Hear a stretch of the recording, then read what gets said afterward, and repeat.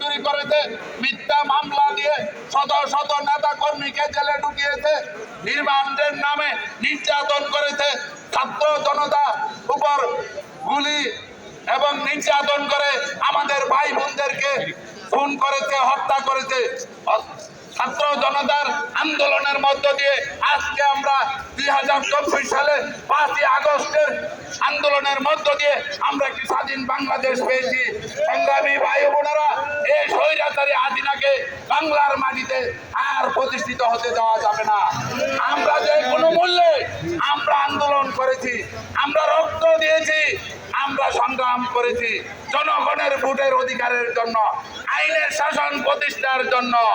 সংগ্রামী সাথী বন্ধুরা, এই দেশের জনগণ আমাদের সাথে আছে। এই হাসিনা অতীতে কোন সরকার প্রধান দেশ থেকে পালিয়ে যায় নাই। উনি দেশের প্রতি যদি মহব্বত থাকতো, আওয়ামী লীগের প্রতি যদি ওনার আন্তরিকতা থাকতো, উনি দেশ থেকে পালিয়ে যেত না। উনি ভারতে যায় অবস্থান নিয়েছে। সংগ্রামী সাথী বন্ধুরা আমার, ওনাকে আর বাংলাদেশে এই বিশ্বাসঘাতক, এই প্রতারককে রাজনীতিতে প্রতিষ্ঠিত হতে দেওয়া যাবে না।